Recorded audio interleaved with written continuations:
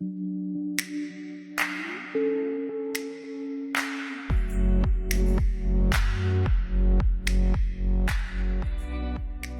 දිලන දක්ෂිල මගේ පළවෙනි ඇප් එක ඇලර්ට් ඇප් එකක් ඕලෙවල් එක්සෑම් එකට ක්වෙස්චන්ස් එවන ඇත්තටම මම මේක පටන් ගත්තේ 2015 දී 2015 දී ඇත්තටම IPS Future World එකේ රොෂාන් සමනතුංග සර්ගේ සෙමිනාර් එකක් තිබ්බා. ඒ කියන්නේ one day workshop එකක් ඉන්ටර්නෙට් මාකටිං සම්බන්ධව. ඒකේ එක පාර්ට් එකක් තමයි ideamart app developing කියන්නේ. ඉතින් ඒ පාර්ට් එක අපිට දා ඉගෙනනවා. අපිට ideamart platform එකත් එක්ක වැඩ කරන්න හැටි දා කියලා දුන්නා. ඊට පස්සේ මම පළවෙනි ඇප් එක හැදුවා. කොහොම හරි තව මං ඇප් කීපයක් ලොන්ච් කරා ඒ මාසෙම.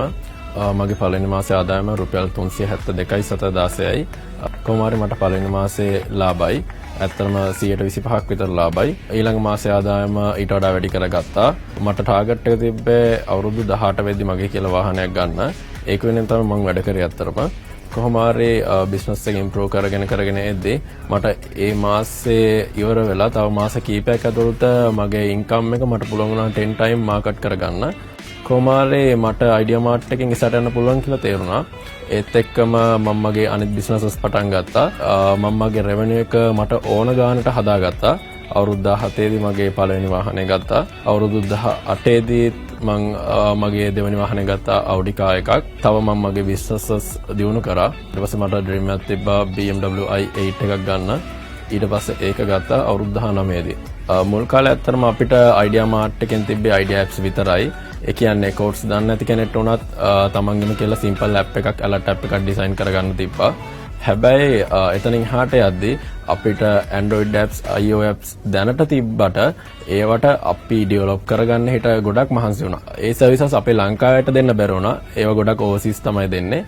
හැබැයි අපේ ලංකාවේ අයට Android apps එහෙම දැන් දෙන්න පුළුවන් සර්විස් එකක්, platform එකක් ideamart එකෙන් රිලීස් කරලා තියෙනවා appmaker. හැබැයි appmaker කියන්නේ ඒකට තියෙන හොඳම platform එක. මොකද කෝඩින් ගැන දන්නේ නැති කෙනෙක්ට උනා තමන්ගේ තියෙන idea එකක් ලොකු තැනකට අරන් යන්න පුළුවන් එකම solution එක තමයි appmaker. එතකොට මගේ apps ගත්තොත් එහෙම Android apps තියෙනවා, iOS apps තියෙනවා. ඒවා ප්‍රොමෝට් කරන්න මට සල්ලි නැහැ. ක්ලාස් වලට ගිහිල්ලා කන්න දෙන සල්ලි හිට මම එකතු කරලා තමයි apps ප්‍රොමෝට් කරේ. ඊට පස්සේ තමයි ideamart රෙවෙනියු එක හදාගත්තේ.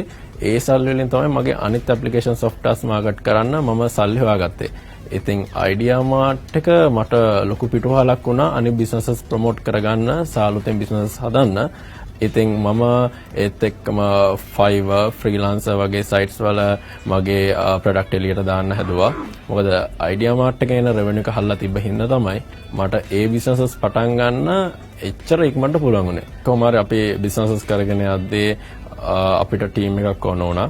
අපේ කියලා පොඩි ටීම් එකක් හදාගත්තා. 7 දෙනෙක් විතර ටීම් එකක්. කොහොම හරි අපිත් එක්ක වැඩ කරන බේස් එකේ ඉන්නවා දැන්ට සාමාන්‍යයෙන් 55ක් 60ක් විතරයි. කියන්නේ අපේ ප්‍රොජෙක්ට් අරගෙන කරන.